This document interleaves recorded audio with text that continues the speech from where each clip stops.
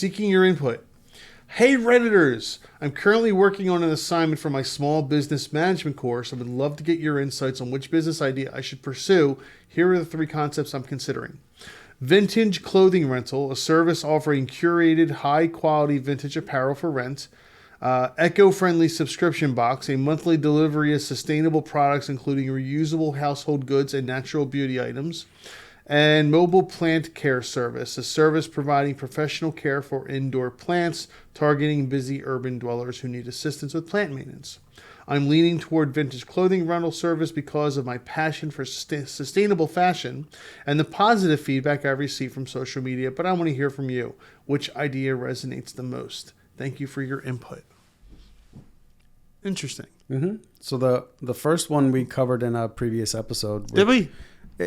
Well, kind of. So clothing rentals already exist. Yeah, right. That's influencers. There's a bunch of people. Yeah.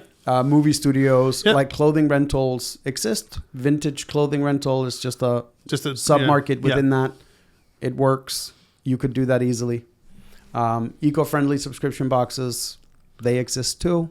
So neither one of those are really original, right? Or an idea that I haven't heard before.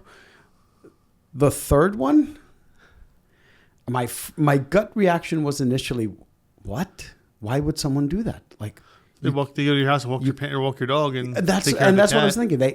There's an entire business that just goes and picks up dog poop from your yard, right? I'm like, so anything, and I will be the first. It's a gig job. It's a gig. It's kind of a gig, but it's a subscription job too. Well, yeah, but it's still a gig. Yeah, but I was thinking about it.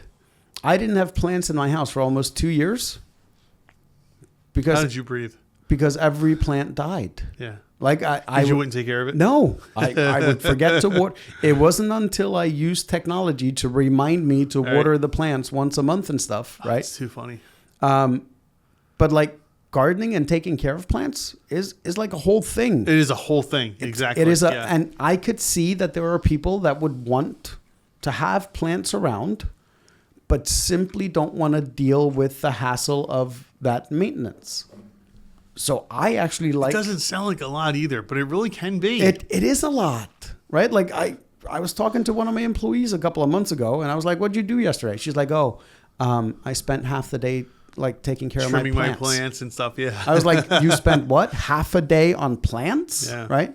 And then you think about it, people spend days and days and days in their yards doing landscaping. Well, think about it. If you let the plants go in the yard, what happens? Mm-hmm. They take over everything. Correct. As they're supposed to. Mother Nature. So I like this idea of mobile plant care services. Yeah. I would even take it a step further. You know those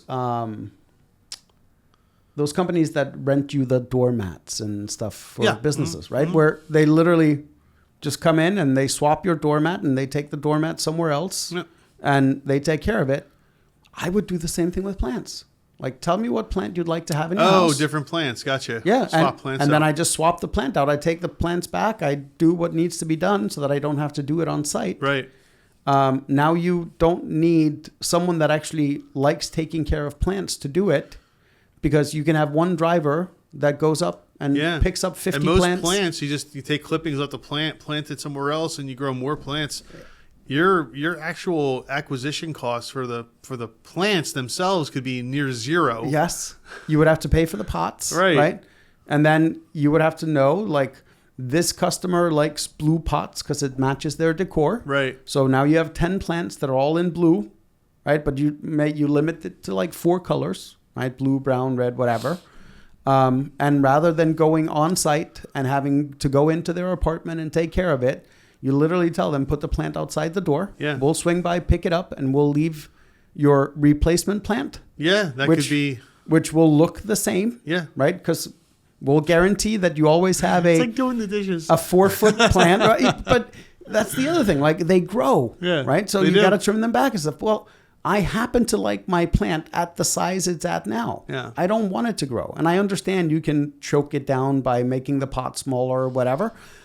But I totally think that last one, the mobile plant care service, could be taken to the next level. I genuinely think that there are people, just like people pay for subscription flowers. Right. I genuinely think that there is a market for rental Yeah. plants that I pay you $15 a month and you make sure that there's always a plant in my window because I like it, but I don't want to deal with the maintenance. And are you the business responsible for making sure the plant is okay in the house? Like you got to go water it and stuff like that? Well, if you're just Because you leave a plant for a month, it's going to die. most plants A won't. month. Really? This is why plants die at my house. Yeah. But I mean, I'm sure there's a way to figure it out. You know what? Yeah. Depending on the plant, Right. right? Some It's- plants can go for a while without. Right. So start your library with plants that survive 28 days without water. Or you get what you do is you ever see those bulbs, the ones that you fill with water, Yeah. and it slowly. Yes. Yeah, you can put that in there Yeah. too. Like so, So over time, yeah. but it's all the other stuff Right. with having plants. I didn't realize my mother-in-law apparently spends a couple of hours every month plucking leaves that are dying off, and Right. I was like, what? Like another thing for me to take care of? No. Like, give me a cactus. Cactus. That's great. So is it a good? Which one do we like? We like the plant idea. I like the plant idea quite a bit. I do too. It's as far as I know, it's unique. I've never heard of it. It's no different than what people are doing now with dogs and cats, like going, have your dog walked and cat litter changed and play with the animals for a few minutes, blah blah blah. And then what do? They send pictures and videos and stuff. You could do that with the plant too. Yeah. The once again, Pose it with the plant. the funny thing is, you would think it's like it's silly, right? But if I would have told you a few years ago, oh yeah, there's this service that just shows up at your house and picks up the dog poop, Yeah. you'd have been like, why? Yeah. Why don't I just get a poopa scooper? Because we're lazy. Correct. Or we don't want to do things. No, we're lazy. And we don't want to do things. Because we're lazy. I wouldn't call it laziness. I would. Some of us are just some people are just busy, right? Like if you have to spend 2 hours mowing your lawn, Yep. and you do not have 2 hours any given day Yeah. to do it. Are you being lazy, or are you just No, I agree. I pay someone to mow my lawn now. I got to tell you, it took about 2 hours to mow and trim and all that stuff. I loved doing it. I really did. It was It was peaceful. It was enjoyable. I would put my music on, and it was great. Yeah. But as you said, I just ran out of time. I just don't have the time to do it. I saw someone the other day say, poverty mindset is people do it themselves to save money, while time mindset is you are willing to spend the money to get your time back. Yeah, because I look at how much is my time worth per hour in a business sense, and then I say, okay, not even that. Who else? I can pay a person 1/10 of what I bill an hour. So to do let me. something for me. Your son just went off to college, Yep. right? How much would an extra half day with him be worth to you now that you don't see him every day? Right, exactly. Right, like, Yeah. so I don't even put necessarily a monetary value on it, but I'm like, I could spend an hour with my kids now because I read a very, very, very sad statistic the other day, and I don't know if it's true or not.